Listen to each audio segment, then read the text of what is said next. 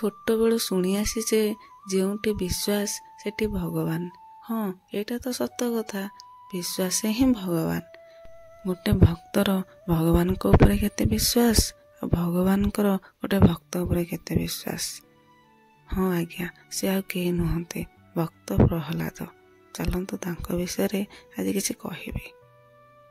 ଭଗବାନ ବିଷ୍ଣୁଙ୍କର ବାସସ୍ଥଳୀ ବୈକୁଣ୍ଠପୁର। ସେଠାରେ ଜୟ ବିଜୟ ନାମକ ଜଗୁଆଳି ବିଷ୍ଣୁଙ୍କର ଦ୍ୱାରପାଳ ଥିଲେ। ଦିନେ ସନକ, ସନାତନ, କପିଳ ଏବଂ ସନନ୍ଦନ ନାମରେ 4 ଜଣ ଋଷି ଭଗବାନ ବିଷ୍ଣୁଙ୍କର ଦର୍ଶନ ପାଇଁ ବୈକୁଣ୍ଠପୁରକୁ ଗଲେ। ସେମାନେ ଛୋଟ ପିଲାମାନଙ୍କ ପରି ଦେଖାଯାଉଥିଲେ ଏବଂ ସେମାନଙ୍କଠାରେ ଋଷିମାନଙ୍କର ଚେହେରାରେ କୌଣସି ଲକ୍ଷଣ ନଥିଲା। ତେଣୁ ବୈକୁଣ୍ଠପୁରରେ ଦ୍ୱାରପାଳ ଜୟ ବିଜୟ ଋଷିମାନଙ୍କୁ ବାଟରେ ଅଟକାଇ ବହୁ ହୀନସ୍ତା କଲେ। ଏଥିରେ ଋଷିମାନେ ରାଗିଯାଇ ଦ୍ୱାରପାଳଦ୍ୱୟଙ୍କୁ ମର୍ତ୍ତ୍ୟରେ ଜନ୍ମ ନେବା ପାଇଁ ଅଭିଶାପ ଦେଲେ। ଏହି ଘଟଣା ଘଟିବାର ଠିକ୍ ପରେ ପରେ ଅନ୍ତର୍ଯ୍ୟାମୀ ବିଷ୍ଣୁ ଦ୍ୱାରଦେଶରେ ଦେଖାଦେଲେ। ସେ ଭକ୍ତମାନଙ୍କ ପ୍ରତି ଜୟ ବିଜୟଙ୍କର ଦୁର୍ବ୍ୟବହାର ପାଇଁ ଦୁଃଖ ପ୍ରକାଶ କଲେ। ଦ୍ୱାରପାଳଦ୍ୱୟ ବ୍ୟସ୍ତ ହୋଇ ବିଷ୍ଣୁଙ୍କୁ ଅଭିଶାପ ବିଷୟରେ ଜଣାଇଲେ। ବିଷ୍ଣୁ କହିଲେ, ସେମାନେ ମୋର ପ୍ରିୟ ଭକ୍ତ, ସେମାନଙ୍କର ଅଭିଶାପ ମୁଁ ଫେରାଇ ନେଇ ପାରିବି ନାହିଁ। କିନ୍ତୁ ଜୟ ବିଜୟ ବହୁ ଅନୁନୟ ବିନୟ ହୋଇ କହିବାରୁ ଭଗବାନ ବିଷ୍ଣୁ ସେମାନଙ୍କୁ ମର୍ତ୍ତ୍ୟଭୂମିରେ ନିଜର ହାତରେ ମାରି ପୁଣି ଥରେ ସ୍ୱର୍ଗକୁ ନେଇ ଆସିବେ ବୋଲି ସାନ୍ତ୍ୱନା ଦେଲେ। ସନକ, ସନାତନ, କପିଳ ଏବଂ ସନନ୍ଦନ ପ୍ରଭୁଙ୍କର ଦର୍ଶନ ପାଇଁ ନିଜକୁ ଧନ୍ୟ ଧନ୍ୟ ମନେ କଲେ। ଏହାପରେ ଜୟ ବିଜୟ କଶ୍ୟପ ଋଷିଙ୍କର ପୁତ୍ର ରୂପେ ଦିତିଙ୍କ ଗର୍ଭରୁ ଜନ୍ମଲାଭ କଲେ। ସେମାନଙ୍କ ନାମ ହେଲା ହିରଣ୍ୟକଶିପୁ ଓ ହିରଣ୍ୟାକ୍ଷ। ଅଳ୍ପ ଦିନ ମଧ୍ୟରେ 2 ଭାଇ ଖୁବ୍ ପରାକ୍ରମୀ ହୋଇ ଉଠିଲେ ଏବଂ ନାନା ଅତ୍ୟାଚାର କଲେ। ତାଙ୍କର ପରାକ୍ରମରେ ଦେବତାମାନେ ଭୟରେ କାକୁସ୍ଥ ହୋଇ ରହିଲେ। ରାକ୍ଷସ ଦ୍ୱୟଙ୍କର ଉତ୍ପାତ ବଢ଼ିବାରୁ ଭଗବାନ ବିଷ୍ଣୁ ତାଙ୍କର ନିଜ ସତ୍ତ୍ୱ ଅନୁଯାୟୀ ବରାହ ରୂପରେ ହିରଣ୍ୟାକ୍ଷକୁ ମାରିଥିଲେ। ହିରଣ୍ୟାକ୍ଷର ମୃତ୍ୟୁରେ ହିରଣ୍ୟକଶିପୁର ରାଗ ବହୁ ଗୁଣରେ ବଢ଼ିଗଲା। ସେ ଏହାର ପ୍ରତିଶୋଧ ନେବା ପାଇଁ ପ୍ରତିଜ୍ଞାବଦ୍ଧ ହେଲା। ଏହାପରେ ହିରଣ୍ୟକଶ୍ୟପ ତାର ଶକ୍ତି ସଞ୍ଚୟ ଅମରତ୍ୱ ପ୍ରାପ୍ତି ନିମନ୍ତେ ଘୋର ତପସ୍ୟା ଆରମ୍ଭ କଲା। ସେହି ସମୟରେ ହିରଣ୍ୟକଶ୍ୟପର ପତ୍ନୀ ଥାଏ ଗର୍ଭବତୀ। ହିରଣ୍ୟକଶ୍ୟପର ଅନୁପସ୍ଥିତିରେ ସୁଯୋଗ ନେଇ ଇନ୍ଦ୍ର ତାଙ୍କର ଦେବତା ଓ ସୈନ୍ୟଦଳ ସହିତ ଆସି ବହୁ ଅସୁରଙ୍କୁ ହତ୍ୟା କଲେ। ଶେଷରେ ହିରଣ୍ୟକଶ୍ୟପର ରାଣୀ କୟାଧୁଙ୍କୁ ବଳପୂର୍ବକ ନେଇ ଯାଉଥିବା ବେଳେ ହଠାତ୍ ନାରଦ ମୁନି ସେଠାରେ ପହଞ୍ଚି ତାହା ଅନ୍ୟାୟ ବୋଲି ଇନ୍ଦ୍ର ଓ ଦେବତାମାନଙ୍କୁ ବୁଝାଇଲେ ଏବଂ କୟାଧୁଙ୍କୁ ଗର୍ଭରେ ଏକ ମହାନ ଭକ୍ତର ଅବସ୍ଥାନ ବିଷୟରେ ସୂଚନା ଦେଲେ। ଏହା ଜାଣି ଇନ୍ଦ୍ର ଗର୍ଭବତୀ କୟାଧୁଙ୍କୁ ସେହିଠାରେ ଛାଡ଼ି ଚାଲିଗଲେ। ସେହିଦିନଠାରୁ କୟାଧୁ ନାରଦ ମୁନିଙ୍କ ଆଶ୍ରମରେ ରହିଲେ। ନାରଦ ପ୍ରତିଦିନ ଶ୍ରୀ ବିଷ୍ଣୁଙ୍କର ସ୍ତୁତି କରୁଥାନ୍ତି ଓ ଗୁଣ କୀର୍ତ୍ତନ କରୁଥାନ୍ତି। କୟାଧୁ ନାରଦ ମୁନିଙ୍କ ପାଖରେ ବସି ଧ୍ୟାନମଗ୍ନ ଭାବରେ ଶୁଣୁଥାନ୍ତି। ଏହାଦ୍ୱାରା ଗର୍ଭ ମଧ୍ୟରେ ଥିବା ଶିଶୁଟି ମଧ୍ୟ ପ୍ରଭାବିତ ହେଉଥାଏ। କିଛି ଦିନ ପରେ କୟାଧୁଙ୍କ ଗର୍ଭରୁ ଏକ ସୁନ୍ଦର ପୁତ୍ର ସନ୍ତାନ ଲାଭ କଲା। ତାର ନାମ ରଖାଗଲା ପ୍ରହ୍ଲାଦ। ବାଲ୍ୟକାଳରୁ ପ୍ରହ୍ଲାଦଙ୍କଠାରେ ବିଷ୍ଣୁ ଭକ୍ତି ଦେଖା ଦେଇଥିଲା। ସଦା ସର୍ବଦା ସେ ହରିନାମ ଜପୁଥିଲା। ଏଣେ ହିରଣ୍ୟକଶ୍ୟପର କଠୋର ତପସ୍ୟାର ବ୍ରହ୍ମା ସନ୍ତୁଷ୍ଟ ହୋଇ ବର ଯାଚିଲେ। ହିରଣ୍ୟକଶ୍ୟପ ମାଗିଥିବା ଅମର ବର ଦେଇ ପାରିବେ ନାହିଁ ବୋଲି ବ୍ରହ୍ମା ସିଧାସଳଖ ମନା କରିଦେଇଥିଲେ। ତେଣୁ ହିରଣ୍ୟକଶ୍ୟପ କହିଲା, ମୋତେ ଏମିତି ବର ଦିଅନ୍ତୁ ଯେ ମୋର ମୃତ ଆକାଶରେ, ପାତାଳରେ ବା ପୃଥିବୀରେ, ଦିନରେ ବା ରାତିରେ, ଘରେ ବା ବାହାରେ ହୋଇପାରିବ ନାହିଁ। କୌଣସି ଜୀବ ବା ଦେବତା ମୋତେ ମାରିପାରିବେ ନାହିଁ। ଏପରି ଅଦ୍ଭୁତ ବର ପ୍ରାର୍ଥନା ଦେଖି ବ୍ରହ୍ମା ଆଶ୍ଚର୍ଯ୍ୟ ହେଲେ। ତଥାପି ବାରଣ କରିବାର କୌଣସି ବାଟ ନଥିଲା। ସେପରି ଅଜୟ ବର ଦେବାକୁ ବାଧ୍ୟ ହୋଇଥିଲେ। ହିରଣ୍ୟକଶ୍ୟପ ବ୍ରହ୍ମାଙ୍କଠାରୁ ଅଜୟ ବର ପାଇ ଧରାକୁ ସ୍ୱରାଜ୍ଞାନ କଲା। ସେ ଅତ୍ୟନ୍ତ ଅତ୍ୟାଚାରୀ ହୋଇ ଦେବତା, ବ୍ରାହ୍ମଣ ଓ ଭଗବାନଙ୍କୁ ମଧ୍ୟ ବିଦ୍ୱେଷ କଲା। ନିଜର ରାଜ୍ୟ ଇନ୍ଦ୍ରଙ୍କ ଦ୍ୱାରା ଛାରଖାର ହୋଇଛି ବୋଲି ଜାଣି ସ୍ୱର୍ଗକୁ ଯାଇ ଇନ୍ଦ୍ରଙ୍କୁ ଇନ୍ଦ୍ରପଦରୁ ବହିଷ୍କାର କରି ନିଜେ ଇନ୍ଦ୍ରଙ୍କର ସିଂହାସନ ଦଖଲ କଲା। ଏପରି ଅତ୍ୟାଚାର ସହ୍ୟ କରି ନ ପାରି ଦେବତାମାନେ ଭଗବାନ ବିଷ୍ଣୁଙ୍କୁ ନିଜ ନିଜର ଦୁଃଖ ଜଣାଇଲେ। ଅନ୍ତର୍ଯ୍ୟାମୀ ସେ ବିଷୟରେ ଆଗରୁ ସବୁ ଜାଣିଥିଲେ। ତଥାପି ଦେବତାମାନଙ୍କୁ ଆଶ୍ୱାସନା ଦେଇ ଯଥାସମ୍ଭବ ପ୍ରତିକାର କରିବା ପାଇଁ ପ୍ରତିଶ୍ରୁତି ଦେଲେ। ଏଣେ ହିରଣ୍ୟକଶ୍ୟପ ତାର ଭାଇ ହିରଣ୍ୟାକ୍ଷର ମୃତ୍ୟୁର ପ୍ରତିଶୋଧ ନେବା ପାଇଁ ଭଗବାନ ବିଷ୍ଣୁଙ୍କୁ ଖୋଜିବାରେ ଲାଗିଲା। ବହୁ ପରିଶ୍ରମ କରି ବିଷ୍ଣୁଙ୍କୁ ଖୋଜି ଖୋଜି ଭଗବାନ ବିଷ୍ଣୁଙ୍କ ବାସସ୍ଥଳୀ ବୈକୁଣ୍ଠପୁରରେ ପହଞ୍ଚିଲା। ସେଠାରେ ମଧ୍ୟ ସ୍ୱୟଂ ଅନ୍ତର୍ଯ୍ୟାମୀ ବିଷ୍ଣୁଙ୍କୁ ନ ପାଇ ବିଷ୍ଣୁ ତାର ଭୟରେ ଲୁଚିଛନ୍ତି ବୋଲି ସେ ସନ୍ଦେହ କଲା। ଶେଷରେ ବିଷ୍ଣୁଙ୍କୁ ପାଇବାର କୌଣସି ଉପାୟ ନ ଦେଖି ହିରଣ୍ୟକଶ୍ୟପ ତାର ନିଜ ରାଜ୍ୟକୁ ଫେରିଆସିଲା। ରାଜ୍ୟକୁ ଫେରିଆସି ହିରଣ୍ୟକଶ୍ୟପ ତାର ପୁତ୍ର ପ୍ରହ୍ଲାଦଙ୍କର ବିଦ୍ୟା ଶିକ୍ଷାର ବ୍ୟବସ୍ଥା କଲା। ଦୁଇ ଜଣ ଶିକ୍ଷକଙ୍କୁ ପ୍ରହ୍ଲାଦଙ୍କର ଶିକ୍ଷାଗୁରୁ ଭାବରେ ନିଯୁକ୍ତି ଦିଆଗଲା। ପ୍ରହ୍ଲାଦ ଗୁରୁ ଗୃହରେ ରହି ବିଦ୍ୟାଭ୍ୟାସ କରିବା ପିତାମାତା ଉଭୟ ଏକଥା ସ୍ଥିର କଲେ। ଅସୁର କୁଳରେ ଜନ୍ମ ହୋଇଥିଲେ ମଧ୍ୟ ପ୍ରହ୍ଲାଦଙ୍କର ମନ ଦୟା ଧର୍ମରେ ପୂର୍ଣ୍ଣ ଥିଲା। ପରର ଦୁଃଖ ଦେଖିଲେ ସେ ସହିପାରୁନଥିଲେ। ବିଦ୍ୟାଭ୍ୟାସ ସଙ୍ଗେ ସଙ୍ଗେ ଦୟା ଧର୍ମ ପରୋପକାର ଓ ବିଷ୍ଣୁ ଭକ୍ତି ପ୍ରହ୍ଲାଦଙ୍କର ମୂଳ ଲକ୍ଷ୍ୟ ଥିଲା। ଗୁରୁ ଗୃହରେ ରହି ବିଦ୍ୟାଭ୍ୟାସ କରୁଥିବା ସମୟରେ ଦିନେ ଗୁରୁ ପ୍ରହ୍ଲାଦଙ୍କୁ ନେଇ ହିରଣ୍ୟକଶ୍ୟପର ରାଜ ଦରବାରରେ ପହଞ୍ଚିଥିଲେ। ପିତାଙ୍କୁ ଦେଖି ପ୍ରହ୍ଲାଦ ସାଷ୍ଟାଙ୍ଗ ପ୍ରଣିପାତ କଲେ।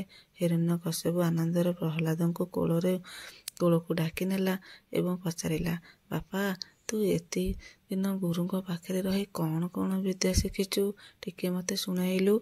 ପ୍ରହ୍ଲାଦ ସଙ୍ଗେ ସଙ୍ଗେ କହିଲେ, ମୁଁ ମୋର ଗୁରୁଙ୍କଠାରୁ ଯେଉଁସବୁ ବିଦ୍ୟା ଶିକ୍ଷା କରିଛି ସେଥିମଧ୍ୟରେ ବିଷ୍ଣୁ ଭକ୍ତି ହେଉଛି ଶ୍ରେଷ୍ଠ ବିଦ୍ୟା। ବିଷ୍ଣୁଙ୍କ ସ୍ମରଣ ଦ୍ୱାରା ଜନ୍ମ ସାର୍ଥକ ହୁଏ। ବିଷ୍ଣୁ ହିଁ ଏହି ବ୍ରହ୍ମାଣ୍ଡର କର୍ତ୍ତା, ତାଙ୍କର ଗୁଣ କୀର୍ତ୍ତନ ହିଁ ଆମର ଧର୍ମ। ପ୍ରହ୍ଲାଦଙ୍କ ମୁହଁରୁ ଧର୍ମ କଥା ଶୁଣି ହିରଣ୍ୟକଶ୍ୟପର କ୍ଷଣିକ ଆନନ୍ଦ କୁଆଡ଼େ ଉଭେଇଗଲା। ଏପରି ବଂଶଦ୍ରୋହୀ କିପରି ତାର ବଂଶରେ ଜନ୍ମ ହେଲା, ଏହା ଭାବି ସେ ଆଶ୍ଚର୍ଯ୍ୟ ହେଲା। ତାର ରାଗ ବହୁ ଗୁଣରେ ବଢ଼ିଗଲା। ହିରଣ୍ୟକଶ୍ୟପ ଗୁରୁଦ୍ୱୟଙ୍କ ଉପରେ ବହୁତ ରାଗିଗଲା। କିଏ ମୋର ପୁଅକୁ ଏପରି ନଷ୍ଟ କଲା ବୋଲି ସେ ଚିତ୍କାର କରି ଉଠିଲା। ଗୁରୁଦ୍ୱୟଙ୍କୁ ଏଥିପାଇଁ ସେ ପୂରାପୂରି ଦାୟୀ କଲା। ମହାରାଜ, ଏଥିରେ ଆମର କୌଣସି ଦୋଷ ନାହିଁ ବୋଲି ଗୁରୁଦ୍ୱୟ କହିଲେ। ପ୍ରହ୍ଲାଦଙ୍କର ଆରମ୍ଭରୁ ହିଁ ବିଷ୍ଣୁ ଭକ୍ତି ଥିଲା। ଅନେକ ଚେଷ୍ଟା କରି ମଧ୍ୟ ତାଙ୍କୁ ଆମେ ଦୂରେଇ ପାରିଲୁ ନାହିଁ। ଏହା ଶୁଣି ହିରଣ୍ୟକଶ୍ୟପ ନିଜକୁ ଟିକିଏ ସଂଯତ କରି ପ୍ରହ୍ଲାଦକୁ ଆଉଥରେ ପଚାରିଲା, ପ୍ରହ୍ଲାଦ, ତୁମର ଗୁରୁ କହୁଛନ୍ତି ଯେ ସେ ତୁମକୁ ଏପରି ଶିକ୍ଷା ଦେଇନାହାନ୍ତି, ତେବେ ତୁମେ ଏପରି କୁଶିକ୍ଷା କେଉଁଠାରୁ ପାଇଲ? ପ୍ରହ୍ଲାଦ ପିତାଙ୍କ ପ୍ରଶ୍ନ ଶୁଣି ଆଶ୍ଚର୍ଯ୍ୟ ହେଲେ ଏବଂ ଉତ୍ତର ଛଳରେ କହିଲେ, ଯିଏ ସାରା ଜଗତକୁ ଜ୍ଞାନ ଦାନ କରନ୍ତି ସେହି ପରାତ୍ମା ଭଗବାନ ବିଷ୍ଣୁଙ୍କୁ ବ୍ୟତୀତ ଆଉ ଜ୍ଞାନ ଦାନ କରିପାରେ? ଏହା ଶୁଣି ହିରଣ୍ୟକଶ୍ୟପ ରାଗରେ ଥରି ଥରି ଚିତ୍କାର କଲା, ମୁଁ ଏଇ ଜଗତର ଭଗବାନ ବିଷ୍ଣୁ, ପୁଣି ଆଉ କିଏ? ପିତାଙ୍କର ପ୍ରଶ୍ନ, ବିଷ୍ଣୁ କିଏ? ଏହା ଶୁଣି ପ୍ରହ୍ଲାଦ ଖୁସି ହେଲେ। ସେ ଭାବିଲେ ବୋଧହୁଏ ବିଷ୍ଣୁଙ୍କର ପ୍ରକୃତ ସ୍ୱରୂପ ବର୍ଣ୍ଣନା ଦ୍ୱାରା ସେ ପିତାଙ୍କୁ ନିଶ୍ଚିନ୍ତ ଭାବରେ ଧର୍ମ ବାଟକୁ ଆଣିପାରିବେ। ତେଣୁ ସେ ପିତାଙ୍କୁ ବୁଝାଇ କହିଲେ, ଭଗବାନ ବିଷ୍ଣୁ ଯେ କେବଳ ମୋରି ଆରାଧ୍ୟ ଦେବତା ତାହା ନୁହେଁ, ସେ ସମସ୍ତଙ୍କର ପ୍ରାଣୀ ଜଗତର, ଏପରିକି ଆପଣମାନଙ୍କର ମଧ୍ୟ ଦାତା, ବିଧାତା ଓ ରକ୍ଷାକର୍ତ୍ତା। ତେଣୁ ଆପଣ ଅଯଥାରେ ରାଗ କରୁଛନ୍ତି। ଆପଣ ମଧ୍ୟ ସେହି ଅନ୍ତର୍ଯ୍ୟାମୀ ବିଷ୍ଣୁଙ୍କୁ ସ୍ମରଣ କରନ୍ତୁ।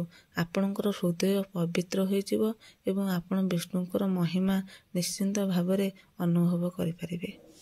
ଛୋଟ ମୁହଁରୁ ବଡ଼ କଥା ଶୁଣି ହିରଣ୍ୟକଶ୍ୟପ ରାଗରେ ଅଧୀର ହୋଇ ଭାବିଲେ, ନିଶ୍ଚୟ ଏହି କୁଳାଙ୍ଗର ମୁଣ୍ଡରେ ଭୂତ ଚଢ଼ିଛି, ନୋହିଲେ ସେ ଏପରି ଅସାଧୁ ବାକ୍ୟ କିପରି ପ୍ରୟୋଗ କରୁଛି? ଏହାପରେ ଚିତ୍କାର କରି ହିରଣ୍ୟକଶ୍ୟପ କହିଲା, ରେ କୁଳାଙ୍ଗର, ବିଷ୍ଣୁ କେବଳ ତୋର ଏବଂ ତୋରି ପରି କେତେକ ଦୁର୍ବୁଦ୍ଧି ଲୋକଙ୍କର ପୂଜ୍ୟ, ଆଉ କାହାର ନୁହେଁ। ପୁଣି ଥରେ ପ୍ରହ୍ଲାଦ ପିତାଙ୍କୁ ବୁଝାଇବା ପାଇଁ ଚେଷ୍ଟା କରି କହିଲେ, ବିଷ୍ଣୁ ଯେ କେବଳ ମୋର ହୃଦୟରେ ଅଛନ୍ତି ତାହା ଅଦ୍ୟ ଠିକ୍ ନୁହେଁ। ସେ ସମସ୍ତଙ୍କ ହୃଦୟରେ ଥାଆନ୍ତି। ଏ ଜଗତର ସମସ୍ତେ ବିଷ୍ଣୁଙ୍କ ଦ୍ୱାରା ନିୟନ୍ତ୍ରିତ।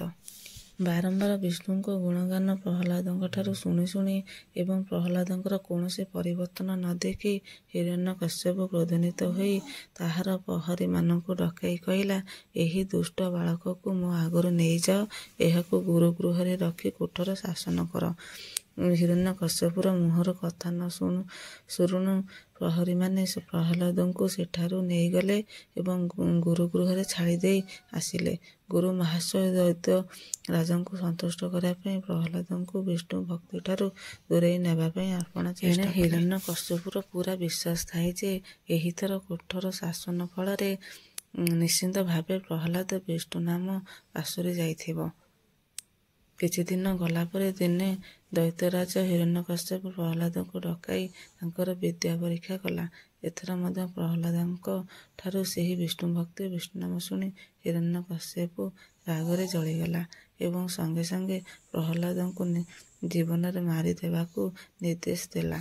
ତେଣୁ ଦେଖୁ ଦେଖୁ ଦୈତ୍ୟମାନେ ତୀକ୍ଷ୍ଣ ଅସ୍ତ୍ରଶସ୍ତ୍ର ଦ୍ୱାରା ପ୍ରହ୍ଲାଦଙ୍କୁ ଆଘାତ କଲେ। ସେତେବେଳେ ମଧ୍ୟ ପ୍ରହ୍ଲାଦ ଚୁପ୍ ହୋଇ ତାଙ୍କର ଆରାଧ୍ୟ ଦେବତାଙ୍କୁ ଡାକୁଥାନ୍ତି। ତେଣୁ ଯେତେ ଆଘାତ କଲେ ମଧ୍ୟ ତାଙ୍କର କୌଣସି କ୍ଷତି ହେଲା ନାହିଁ। ଏହା ଦେଖି ହିରଣ୍ୟକଶ୍ୟପ ସାମାନ୍ୟ ବିଚଳିତ ହେଲା। ତେଣୁ ପ୍ରହ୍ଲାଦଙ୍କୁ ମାରିବା ପାଇଁ ଅନ୍ୟ ବାଟ ଖୋଜିବା ପୂର୍ବରୁ ପୁଣି ଥରେ ତାଙ୍କୁ ବୁଝାଇବା ପାଇଁ ଚେଷ୍ଟା କଲା। ସେଥିରେ ମଧ୍ୟ ବିଫଳ ହୋଇ ପ୍ରହ୍ଲାଦକୁ ବିଷଧର ସର୍ପମାନଙ୍କ ଗୁମ୍ଫାରେ ପକାଇ ଦେବାକୁ ନିର୍ଦ୍ଦେଶ ଦେଲା। ବିଷଧର ସର୍ପମାନେ ପ୍ରହ୍ଲାଦଙ୍କୁ ଧ୍ୱଂସ ନ କଲେ ମାତ୍ର ତାଙ୍କର କୌଣସି କ୍ଷତି କରି ପାରିଲେ ନାହିଁ, ବରଂ ସେମାନଙ୍କର ଦାନ୍ତଗୁଡ଼ିକ ଭାଙ୍ଗିଗଲା ଏବଂ ମସ୍ତକରୁ ମଣି ଖସି ପଡ଼ିଲା। ପ୍ରହ୍ଲାଦ କିନ୍ତୁ ସେତେବେଳେ କୌଣସି ଭୟ ନ କରି କେବଳ ଭଗବାନ ବିଷ୍ଣୁଙ୍କୁ ପ୍ରାର୍ଥନା କରୁଥାନ୍ତି। ଏହି ଖବର ଅସୁରମାନେ ହିରଣ୍ୟକଶ୍ୟପକୁ ଦେବା ମାତ୍ରେ ହିରଣ୍ୟକଶ୍ୟପ ଅବାକ ହୋଇ କିଛି ସମୟ ପାଇଁ ସ୍ଥିର ହୋଇ ରହିଗଲା। ପୁଣି ଭାବିଲା ସେହି ସାପମାନଙ୍କର ବିଷ ନାହିଁ, ତେଣୁ ଅନ୍ୟ ଉପାୟ କରିବାକୁ ହେବ। ଏଥର ସେ ଦନ୍ତ ହାତୀମାନଙ୍କ ଦ୍ୱାରା ପ୍ରହ୍ଲାଦଙ୍କୁ ମାରିବାକୁ ଚେଷ୍ଟା କଲା। ସେ ଭାବୁଥିଲା ଯେ ସେହି ହାତୀମାନେ ପ୍ରହ୍ଲାଦଙ୍କ ଉପରେ ଚଢ଼ି ଚକଟି ମନ୍ଥି ତାକୁ ମାଟିରେ ମିଶାଇ ଦେବେ। କିନ୍ତୁ ହାତୀମାନେ ପ୍ରହ୍ଲାଦଙ୍କୁ ଦାନ୍ତରେ ଭୁସି ଭୁସି ଚଢ଼ି ଚକଟି ହାଲିଆ ହୋଇଗଲେ ମାତ୍ର ପ୍ରହ୍ଲାଦଙ୍କର କୌଣସି କ୍ଷତି ହେଲା ନାହିଁ। ସେ ସେହି ଗୋବିନ୍ଦଙ୍କୁ ସ୍ମରଣ କରିବାରେ ଲାଗିଥାନ୍ତି। ଏହା ଦେଖି ହିରଣ୍ୟକଶ୍ୟପ ଆଶ୍ଚର୍ଯ୍ୟ ହୋଇ ଥକ୍କା ମାରି ବସିଗଲା। ଏପରି ଆଶ୍ଚର୍ଯ୍ୟ ଶକ୍ତି ପ୍ରହ୍ଲାଦ ପାଇଲା କେଉଁଠୁ? ସେ ଏହା ହିଁ ଚିନ୍ତା ସେ ଅସୁରମାନଙ୍କୁ ଡକାଇ କାଠ ଗଦା କରି ସେଥିରେ ନିଆଁ ଲଗାଇବା ପାଇଁ ହୁକୁମ ଦେଲା ଏବଂ ନିଆଁ ହୁତୁ ହୁତୁ ହୋଇ ଜଳୁଥିବା ସମୟରେ ତାହାରି ଭିତରକୁ ପ୍ରହ୍ଲାଦକୁ ଫୋପାଡ଼ି ଦେବାକୁ କହିଲା। ଅସୁରମାନେ ତାହାର ନିର୍ଦ୍ଦେଶ ଅନୁସାରେ କାର୍ଯ୍ୟ କଲେ। କିନ୍ତୁ ବଡ଼ ଆଶ୍ଚର୍ଯ୍ୟର କଥା, ପ୍ରହ୍ଲାଦ ସେହି ଜଳନ୍ତା ନିଆଁରେ ବସି ହରିନାମ ଜପିଲେ। ନିଆଁ ତାଙ୍କର କୌଣସି କ୍ଷତି କରିପାରିଲା ନାହିଁ। ଏହା ଦେଖି ହିରଣ୍ୟକଶ୍ୟପର ବୁଦ୍ଧି ବଣା ହୋଇଗଲା। ତାର ମୁଣ୍ଡ ଚିନ୍ତାରେ ଘାରିଗଲା। ଏପରି ସମୟରେ ଅନ୍ୟ ଗୁରୁକୁଳ ବ୍ରାହ୍ମଣମାନେ ହିରଣ୍ୟକଶ୍ୟପକୁ ସାନ୍ତ୍ୱନା ଦେଇ କହିଲେ, ହେ ରାଜା, ଆପଣ ଶାନ୍ତ ହୁଅନ୍ତୁ। ଆପଣଙ୍କ ପୁତ୍ର ଗୁଣବାନ, ଭାଗ୍ୟବାନ, ଉତ୍କୃଷ୍ଟ ଓ ସୁଶୀଳ। ତେଣୁ ଆପଣ ତା ପ୍ରତି କ୍ରୋଧ ପରିହାର କରନ୍ତୁ। ପ୍ରତ୍ୟେକ ବାଳକ କିଛି ନା କିଛି ଦୋଷ କରିଥାନ୍ତି, ତାଙ୍କୁ କ୍ଷମା ଦେବା ଆମର କର୍ତ୍ତବ୍ୟ। ପ୍ରହ୍ଲାଦକୁ ଆଉ କିଛି ଦିନ ଆଶ୍ରମରେ ରଖି ଶିକ୍ଷା ଦେଲେ ସେ ନିଶ୍ଚିତ ଭାବେ ଭଲ ବାଟକୁ ଆସିପାରିବ। ଗୁରୁ ପ୍ରହ୍ଲାଦଙ୍କୁ ଧରି ଗୁରୁମାନଙ୍କ କଥାରେ ଆଶ୍ରମରେ ଗୁରୁଙ୍କର କଡ଼ା ନଜରରେ ପ୍ରହ୍ଲାଦ ରହିଲେ ଏବଂ ସେଠାରେ ଗୁରୁଙ୍କ ଉପଦେଶକୁ ପୂର୍ବପରି ଅକ୍ଷରେ ଅକ୍ଷରେ ପାଳନ କଲେ। ଏହା ଛଡ଼ା ଅବସର ସମୟରେ ସେ ଆଶ୍ରମରେ ଥିବା ତାଙ୍କ ଭାଇମାନଙ୍କୁ ଓ ଅନ୍ୟାନ୍ୟ ଅସୁର ପିଲାମାନଙ୍କୁ ସଂସାର ମଧ୍ୟରେ ଭଲ କଣ, ମନ୍ଦ କଣ ଓ ମୁକ୍ତିର ବାଟ କେଉଁଠି ଏପରି ଅନେକ କଥା ବୁଝାଇବାକୁ ଲାଗିଲେ। ଏହା ସଙ୍ଗେ ସଙ୍ଗେ ବିଷ୍ଣୁ ମହିମା କୀର୍ତ୍ତନ ମଧ୍ୟ କଲେ। ବିଷ୍ଣୁଙ୍କ ମହିମା ଶୁଣି ଆଶ୍ରମରେ ପିଲାମାନେ ଆଶ୍ଚର୍ଯ୍ୟ ଓ ବିହ୍ୱଳ ହୋଇଗଲେ। ଏଥିରେ ଦାନବ କୁମାରମାନେ ଆନନ୍ଦରେ ମଜ୍ଜି ଯାଉଥିଲେ। କିନ୍ତୁ ପର ମୁହୂର୍ତ୍ତରେ ହିରଣ୍ୟକଶ୍ୟପର ଭୟରେ ସେମାନେ ପ୍ରମାଦ ଗଣୁଥିଲେ। ଏପରି ବିଷୟ ହିରଣ୍ୟକଶ୍ୟପକୁ ଜାଣିଲେ ଯେ ସମସ୍ତଙ୍କର ମୁଣ୍ଡ କାଟ ହେବ, ସେ କଥା ଚିନ୍ତା କରି ସେମାନେ ବ୍ୟସ୍ତ ହୋଇ ପଡ଼ୁଥିଲେ। ଶେଷରେ କୌଣସି ଉପାୟ ନ ପାଇ ଦିନେ ଦାନବ କୁମାରମାନେ ଦୈତ୍ୟରାଜ ହିରଣ୍ୟକଶ୍ୟପ ପାଖରେ ଏ ସମ୍ବାଦ ଦେଲେ ଏବଂ ଗୁରୁକୁଳ ଆଶ୍ରମରେ ପ୍ରହ୍ଲାଦଙ୍କର ବିଷ୍ଣୁ ମାହାତ୍ମ୍ୟ ପ୍ରଚାର ଦ୍ୱାରା ଦୈତ୍ୟକୁମାରମାନଙ୍କର ସମୂହ କ୍ଷତି ହୋଇପାରେ, ଏ ବିଷୟରେ ମଧ୍ୟ ସମ୍ବାଦ ପାଇ ହିରଣ୍ୟକଶ୍ୟପ ରାଗରେ ଥରିବାକୁ ଲାଗିଲା। ସେ କାଳ ବିଳମ୍ବ ନ କରି ରାନ୍ଧୁଣିଆ ପୂଜାରୀମାନଙ୍କୁ ଡାକି ହୁକୁମ ଦେଲା, ପ୍ରହ୍ଲାଦ ଖାଇବା ଜିନିଷରେ ହଳାହଳ ବିଷ ମିଶାଇ ଦିଅ। ଖାଇବା ଜିନିଷ ପାଟିରେ ମାରୁ ମାରୁ ସେ ଯେପରି ଟଳି ପଡ଼ିବ। ରାନ୍ଧୁଣିଆମାନେ ପ୍ରଥମେ ଏ ବିଷୟରେ ବହୁ ଚିନ୍ତା କଲେ, ମାତ୍ର ପରେ ଦୈତ୍ୟ ରାଜାଙ୍କର ଆଜ୍ଞା ପାଳନ କରିବାକୁ ବାଧ୍ୟ ହୋଇଥିଲେ। ବିଷମିଶା ଖାଦ୍ୟ ଖାଇ ମଧ୍ୟ ପ୍ରହ୍ଲାଦଙ୍କର କୌଣସି କ୍ଷତି ହେଲା ନାହିଁ। ଭଗବାନଙ୍କର ନାମ ନେଇ ଖାଦ୍ୟ ଖାଉଥିବାରୁ ସେହି ବିଷ ନିସ୍ତେଜ ହୋଇଯାଇଥିଲା ଏବଂ ତାଙ୍କୁ ସେ ଅତି ସହଜରେ ଜୀର୍ଣ୍ଣ ହଳାହଳ ବିଷ ଖାଇ ମଧ୍ୟ ପ୍ରହ୍ଲାଦଙ୍କର ମୃତ୍ୟୁ ନ ହେବାରୁ ହିରଣ୍ୟକଶ୍ୟପ ପୁରୋହିତମାନଙ୍କୁ ଡକାଇ ମନ୍ତ୍ର ପ୍ରଭାବରେ ପ୍ରହ୍ଲାଦକୁ ମାରିବାକୁ ଚେଷ୍ଟା କଲା। ପୁରୋହିତମାନେ ପ୍ରହ୍ଲାଦକୁ ମାରିବା ପାଇଁ ଗୋଟିଏ ଯଜ୍ଞ କଲେ। ସେହି ଯଜ୍ଞର ଗୋଟିଏ କାଳ ପୁରୁଷ ବାହାରି ଶୂଳରେ ପ୍ରହ୍ଲାଦଙ୍କର ବକ୍ଷ ଦେଶରେ ଆଘାତ କଲେ। ବକ୍ଷଭେଦ କରିବା ତ ଦୂରର କଥା, ସେହି ଅସ୍ତ୍ରଟି ଖଣ୍ଡ ଖଣ୍ଡ ହୋଇ ତଳେ ପଡ଼ିଗଲା। ଏହା ଦେଖି କାଳପୁରୁଷ ଜାଣିପାରିଲା ଯେ ପିଲାଟିକୁ ବିନା ଦୋଷରେ ପୁରୋହିତମାନେ ମାରିବାକୁ ବସିଛନ୍ତି। ତେଣୁ ସେ ରାଗରେ ପୁରୋହିତମାନଙ୍କୁ ମାରି ଉଭେଇଗଲା। ପୁରୋହିତମାନଙ୍କୁ ମରି ପଡ଼ିଥିବାର ଦେଖି ପ୍ରହ୍ଲାଦ ଦୁଃଖରେ ଅଧୀର ହୋଇ ପଡ଼ିଲେ। ତାଙ୍କର ପ୍ରାଣ ବିକଳ ହୋଇ ଉଠିଲା। ହେ ଅନନ୍ତ, ଏହି ପୁରୋହିତମାନଙ୍କୁ ରକ୍ଷା କର, ଏମାନଙ୍କୁ ଜିଆଇ ଦିଅ। ଏହା କହି ପ୍ରହ୍ଲାଦ ପୁରୋହିତମାନଙ୍କ ଦେହରେ ହାତ ମାରିବା ମାତ୍ରେ ସେମାନେ ଉଠି ବସିଲେ ଏବଂ ପ୍ରହ୍ଲାଦକୁ କଲ୍ୟାଣ କଲେ। ଏହାପରେ ପୁରୋହିତମାନେ ହିରଣ୍ୟକଶ୍ୟପ ପାଖକୁ ଯାଇ ସମସ୍ତ ଘଟଣା ବର୍ଣ୍ଣନା କରି ପ୍ରହ୍ଲାଦଙ୍କର ବହୁ ପ୍ରଶଂସା କଲେ। ଏଥିରେ ହିରଣ୍ୟକଶ୍ୟପର କ୍ରୋଧ ଆହୁରି ବଢ଼ିଗଲା। ସେ ପ୍ରହ୍ଲାଦଙ୍କୁ ମାରିବାର ଅନ୍ୟ ଉପାୟ ଚିନ୍ତା କଲା। ପ୍ରହ୍ଲାଦଙ୍କୁ ସର୍ବୋଚ୍ଚ ରାଜପ୍ରସାଦ ଉପରକୁ ନେଇ ସେଠାରୁ ପାହାଡ଼ ଉପରକୁ ଫିଙ୍ଗି ଦେବା ପାଇଁ ହିରଣ୍ୟକଶ୍ୟପ ନିର୍ଦ୍ଦେଶ ଦେଲା। ସେ ଭାବୁଥିଲା ଯେ ଏହାଦ୍ୱାରା ପ୍ରହ୍ଲାଦଙ୍କର ହାଡ଼ ମାଂସ ଚୂନା ହୋଇ ଧୂଳିରେ ମିଶିଯିବ। ମାତ୍ର ଫଳ ଓଲଟା ହେଲା। ଅସୁରମାନେ ପ୍ରହ୍ଲାଦଙ୍କ ଖୁଆ ଧରି ପାହାଡ଼ ଆଡ଼କୁ ଛାଡ଼ିଦେବା ମାତ୍ରେ ସେ ଆସ୍ତେ କରି ଓହ୍ଲାଇ ଗଲା ଭଳି ତଳେ ଯାଇ ଠିଆ ହୋଇଗଲେ ଏବଂ ସେଠାରେ ବଡ଼ ପାଟିରେ ଭଗବାନଙ୍କ ନାମ ଧରି ଆନନ୍ଦରେ ନାଚିବାକୁ ଲାଗିଲା। ପ୍ରହ୍ଲାଦଙ୍କ ହାଡ଼ ମାଂସ ଧୂଳି ହେବା ତ ଦୂରର କଥା, ତାଙ୍କ ଦେହରେ ଧୂଳିଟିଏ ହେଲେ ଲାଗିଲା ନାହିଁ। ଏପରି ଅଦ୍ଭୁତ ଘଟଣା ଦେଖି ହିରଣ୍ୟକଶ୍ୟପର ସନ୍ଦେହ ହେଲା ଯେ ପ୍ରହ୍ଲାଦ ନିଶ୍ଚିତ ଭାବରେ ମାୟାବିଦ୍ୟା ଜାଣିଛି, ତେଣୁ ତାକୁ ମାୟାବିଦ୍ୟା ବଳରେ ବିନାଶ କରିବାକୁ ହେବ। ଏହା ଚିନ୍ତା କରି ସେ ମାୟାବୀ ସମ୍ବାରସୁରଙ୍କୁ ଡାକି ଏ ବିଷୟରେ ଜଣାଇଲା। ହିରଣ୍ୟକଶ୍ୟପର ମୁହଁରୁ କଥା ନ ସରୁଣୁ ସମ୍ବାସୁର ତାର ବଡ଼ିମା ଗାଇବାକୁ ଲାଗିଲା। ଏପରି ସାର କାର୍ଯ୍ୟ ତାଙ୍କୁ ବଳେଇ ଯିବ ନାହିଁ ବୋଲି ସେ ଦୈତ୍ୟରାଜଙ୍କୁ ଜଣାଇଲା। ଏହାପରେ ସମ୍ବାରସୁର ତାର ମାୟାଜାଲ ବଳରେ ପ୍ରହ୍ଲାଦଙ୍କୁ ମାରିବାର ଚେଷ୍ଟା କଲା। ଏପରି ସମୟରେ ପ୍ରହ୍ଲାଦ ବିଷ୍ଣୁଙ୍କୁ ସ୍ମରଣ କରିବାରୁ ଭଗବାନ ବିଷ୍ଣୁ ତାଙ୍କର ସୁଦର୍ଶନ ଚକ୍ର ଦ୍ୱାରା ସମ୍ବାସୁରଙ୍କ ସମସ୍ତ ଜାଲ କାଟିଦେଲା। ସମ୍ବାସୁରର ମାୟା ବିଫଳ ହେଲା।